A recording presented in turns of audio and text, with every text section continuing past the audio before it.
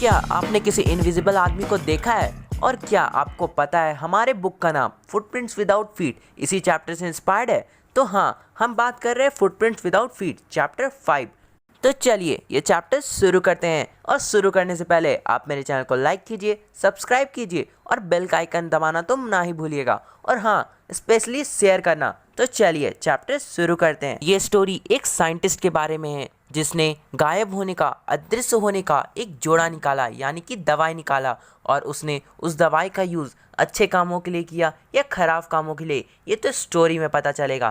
तो स्टोरी शुरू करते हैं। दो लड़के नंगे पांव कीचड़ वाले ताजे पैरों के निशान को देखते हैं और वे दोनों हैरान हो जाते हैं कि कोई आदमी लंदन के शहरों के बीचों बीच एक घर की सीढ़ियों के पास क्या कर रहा है और वो आदमी कौन है। और जैसे ही उन बच्चों ने ध्यान से उस जगह उस दृश्य को देखा तो उन्हें कुछ अदृश्य देखने के लिए मिला, मतलब कुछ अनसर्टेन। वो जो कीचड़ के पांव थे वो ऑटोमेटिक चलते हुए आगे जा रहे थे, और जैसे जैसे वो वहाँ का कीचड़ ख़त्म होते गया वहाँ का फुटप्रिंट्स भी ख़त्म होने लगा। उन दोनों लड़कों ने काफ़ी दूर तक उस निशान का पीछा किया जो चलते हुए जा रहा था, पर धीरे धीरे कीचड़ ख़त्म होने के कारण वो निशान को ज़्यादा आगे तक नहीं देख पाए। एक्चुअली में वो दोनों लड़के थे, वो एक साइंटिस्ट का पीछा कर रहे थे जिसने ह्यूमन बॉडी को ट्रांसपेरेंट करने का एक जोड़ा, एक दवाई निकाला है, और उस साइंटिस्ट का नाम था ग्रिफिन। और उस साइंटिस्ट ने अपने एक्सपेरिमेंट में ये फाइंड किया था कि कोई भी आदमी कैसे इनविजिबल हो सकता है, और फाइनली उसने एक रेयर ड्रग्स को सॉलो किया, खाया, और उसने उसके बॉडी में रिएक्ट हुआ और धीरे धीरे उसका बॉडी ट्रांसपेरेंट हो गया, बिल्कुल एक ग्लास के जैसा। पर ट्रांसपेरेंट तो हुआ पर उसका बॉडी अभी भी वहाँ था, मतलब उसका बॉडी सॉलिड वहाँ पे अभी भी था, वो एयर में कन्वर्ट नहीं हुआ था। मतलब अगर कोई उसे छुए तो हाँ, उसे छुआ जा सकता था पर उसे कोई देख नहीं सकता था। ग्रिफिन थे तो बहुत ही ब्रिलियंट साइंटिस्ट, पर इनके मकान मालिक इन्हें बिल्कुल नहीं मानते थे क्योंकि ये ज़्यादातर लॉ को तोड़ा करते थे। वे कानून पे बिल्कुल भी विश्वास नहीं करते थे। ग्रिफिन के गुस्सा वाले स्वभाव को भी ये जताता है क्योंकि ग्रिफिन ने इसके रिएक्शन में, मतलब रिवेंज लेने के लिए, मकान मालिक से उनके पूरे घर को जला दिया था। बेसिकली ग्रिफिन ने ये काम इनविजिबल होने के बाद ही किया होगा। और ग्रिफिन जब वहाँ से भाग रहे थे उस घर को जलाने के बाद, तो उन्होंने अपना पूरा क्लोथ्स अपने बॉडी से रिमूव कर लिया था ताकि कोई उन्हें देख ना पाए, क्योंकि बेसिकली उनका जो बॉडी है वो इनविजिबल हुआ है, पर अगर वो क्लोथ पहनेंगे उनके सॉलिड बॉडी पे ऑफकोर्स वो दिखेगा। पता नहीं अभी तक मेरे मन में क्या क्या ख्याल आ रहा है, उन्होंने अपना पूरा का पूरा क्लोथ हटा दिया होगा। काफ़ी काफ़ी छोड़ो, आगे बढ़ते हैं। ग्रिफिन अब अपने आप को बिल्कुल होमलेस फील कर रहे थे क्योंकि ना अब उनके पास क्लोथ थे, मनी थे, और वो बिल्कुल ही इनविजिबल थे। ना अब उन्हें कोई देख सकता था, ना उनके पास अब पैसे बचे थे, और ना ही उनके पास क्लोथ थे क्योंकि उन्होंने क्लोथ अपना सारा फेंक दिया था। और जो कुछ क्लोथ थे वो तो उस आग में जल गए थे, उन्हीं के क्लोथ्स उस आग में जल गए थे क्योंकि वो सभी एक ही घर में रहते थे। ग्रिफिन तब तक किसी के पहचान में नहीं आए थे जब तक उन दोनों बच्चों ने उस ग्रिफिन के फुट को देखा था, क्योंकि ग्रिफिन के फुटप्रिंट्स में फुट में कीचड़ लग गए थे। हाँ, ग्रिफिन उन दोनों बच्चों से बच के भाग तो गए, पर उनका अभी तक एडवेंचर बिल्कुल भी ख़त्म नहीं हुआ था, उनका अभी तो एडवेंचर शुरू हुआ था।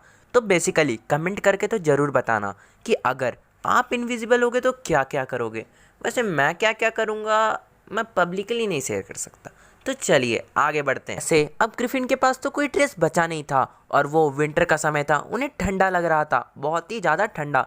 तो वो सोचते हैं चलो ना शॉपिंग कर लेते हैं, पर शॉपिंग का मतलब ये तो नहीं है कि वो पैसा देंगे क्योंकि उनके पास पैसा भी नहीं था, और वैसे भी वो इनविजिबल थे तो उन्हें बहुत ही अच्छा मौका मिलता है, और वो जाते हैं लंदन के एक स्टोर में अपने लिए कपड़ा खरीदने। तो चलते हैं, देखते हैं आगे क्या होता है। शॉप क्लोज होने का टाइम हो रहा था और ग्रिफिन तुरंत अंदर घुस जाते हैं शॉप के क्लोज होने से पहले, और फिर वो राहत के सांस लेते हैं। वो बहुत ही बड़ा मॉल होता है और वहाँ पे वो जाके अपने लिए वार्म क्लोथ ढूंढते हैं, पर उससे पहले वो खुद बहुत सारा खाते हैं। वो रैपर खोलते हैं, फाड़ते हैं और कुछ कुछ खाते हैं वहाँ पे, वो भी बिना कोई भी पैसे दिए। फिर उन्होंने शूज़ पहना, ओवरकोट पहना, और उसके बाद एक बड़ा सा हैट अपने सिर पे लगाएं। उसके बाद वो बिल्कुल फुली ड्रेस्ड और विजिबल पर्सन बन गए। उसी शॉप के अंदर एक किचन था रेस्टोरेंट का, और वहाँ पे वो जाके कोल्ड मीट और कॉफ़ी पिए। बस इतना ही नहीं, वो वहाँ पे जाके स्वीट्स भी खाएं और थोड़ा बहुत वाइन भी पिए। थोड़ा बहुत पिए कि ज़्यादा पिए ये नहीं दिया, गलती से थोड़ा बहुत बोल दिया। आगे बढ़ते हैं। ये सब कांड करने के बाद वो वहीं पे सो गए, ग्रिफिन जो थे वहीं पे जाके सो गए और फिर सब कुछ ठीक ही रहता अगर वो अगला मॉर्निंग जल्दी उठ जाते तो, पर ऐसा नहीं हुआ। वो लेट से उठे, उनसे पहले वहाँ के स्टाफ असिस्टेंट वहाँ पे पहले ही पहुँच चुके थे। और जैसे ही ग्रिफिन ने देखा कि कुछ लोग कुछ कपल उनके पास आ रहे हैं तो ग्रिफिन डर के मारे भागने लगे। और वैसे ही भी अब ग्रिफिन जो थे फुल्ली विजिबल मैन थे, उन्होंने पूरा ड्रेस पहन के रखा था और इसलिए जो लोग थे जो उन्हें भागते हुए देखे तो वो लोग भी उनका चेस करने लगे। ये कॉमन सी बात है, अगर आप किसी को भागते हुए देखते हैं तो आप भी उसका चेस करने लगते हैं, लगता है कि वो कुछ कांड करके भाग रहा है। वही हुआ इनके साथ भी। तो आगे देखते हैं क्या हुआ। तो इस बार क्या होता है, इस बार भी वही होता है जो इन्होंने पिछले बार किया था। फिर से ये अपने आप को इनविजिबल करते हैं, पर इसके लिए इन्हें फिर से अपनी कपड़े गंवानी पड़ती है। तो उन लोगों से बच गए, पर ये जनवरी का महीना था, उन्हें काफ़ी ठंड लग रहा था। तो वो फिर सोचते हैं क्यों ना थियोरेटिकल कंपनी में चले जाएं, जहाँ पे ना कि उन्हें बस क्लोथ ही मिलेगा पर खाली जगह, उन्हें अपने शोल्डर्स के ऊपर खाली जगह को ढकने के लिए भी कुछ मिलेगा। उन्हें काफ़ी ठंड लग रही होती है और वो जल्दी जल्दी ड्यूरी लेन की तरफ बढ़ते हैं। ड्यूरी लेन एक थियोरेटिकल वर्ल्ड है जहाँ पे काफ़ी सारे थिएटर हैं। उन्हें जल्दी ही एक सूटेबल शॉप मिल जाता है उनके लिए और वो इनविजिबल होके ही अपस्टेयर उस शॉप के ऊपर जाते हैं जहाँ पे उन्हें बैंडेज मिलता है और वो उस बैंडेज को अपने फोरहेड के चारों तरफ बांधते हैं। डार्क ग्लासेस पहनते हैं, फॉल्स नोज लगाते हैं, बिग बुशी साइड विसिकर्स लगाते हैं और बहुत ही बड़ा हैट पहनते हैं। बेसिकली बिग बुशी साइड विसिकर्स का मतलब होता है लंबी लंबी मूछें। पर फिर उन्हें डर लगता है कि कोई फिर उन्हें चेज ना करने लगे और वैसे भी शॉपकीपर उसका पैसा तो मांगेगा ही। तो फिर वो कुछ प्लान बनाते हैं और वो प्लान उनका ये होता है कि शॉपकीपर को मार के भागने वाला प्लान होता है। तो वही करते हैं, वो जल्दी से शॉपकीपर के ऊपर अटैक कर देते हैं, उसे मार देते हैं और बस वहाँ से ड्रेस ही लेके नहीं जाते हैं बल्कि शॉपकीपर के पास पड़ा हुआ सारा पैसा चुरा लेते हैं और वहाँ से भाग जाते हैं। अब वहाँ से भागना चाहते थे, मतलब उस क्राउडेड सिटी लंदन से कहीं दूर जाना चाहते थे। तो वो ट्रेन लेके विलेज आइपिंग में पहुँच जाते हैं जहाँ पे उन्होंने 2 रूम बुक कराया होता है। वहाँ के उस जगह का नाम होता है, जो रूम जहाँ पे बुक कराया होता है उस होटल का नाम होता है लोकल इन। पर लोग उन्हें देख के काफ़ी डर जाते हैं क्योंकि वो कुछ नॉर्मल तो दिख नहीं रहे होते हैं, बहुत ही अजीब वेशभूषा में रहते हैं। पर मिस्टर हॉल उनसे फ्रैंकली बात करने की कोशिश करती है, बस ग्रिफिन डायरेक्टली कह देते हैं कि वो यहाँ पे कुछ इंपॉर्टेंट काम से आए हैं। वो कहते हैं कि वो कुछ समय अकेला बिताना चाहते हैं और हाँ, उनका जो फेस है वो एक छोटा सा एक्सीडेंट के कारण ख़राब हो गया है।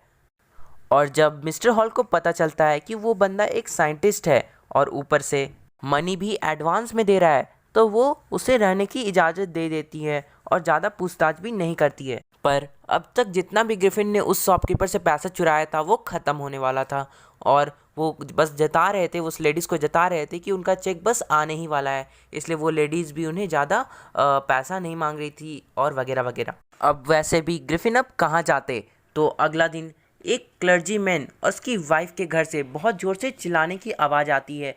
वो जो क्लर्जीमैन होता है वो इसलिए चुरा रहा होता है क्योंकि उसे पता चलता है कि उसके रूम से कोई बहुत सारे पैसे चोरी कर रहा है।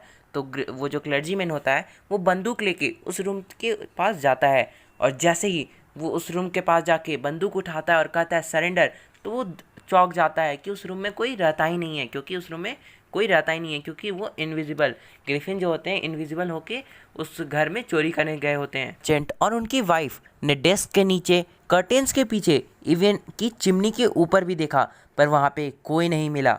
हाँ, वहाँ पे कुछ भी मिसिंग नहीं था सिवाय पैसों के। आगे क्या हुआ ये देखने के लिए डिस्क्रिप्शन में लिंक है पार्ट 2 का, उसे जाके देख लीजिएगा। 1-2 दिन में मैं अपलोड कर दूंगा। तो चलता हूँ, बाय बाय। उम्मीद है आपको ये चैनल पसंद आया हो, इवन चैप्टर का एक्सप्लेनेशन भी समझ में आया हो। तो लाइक कीजिए, सब्सक्राइब कीजिए और शेयर कीजिए, बेल का आइकन दबाना ना भूलिएगा। चलता हूँ।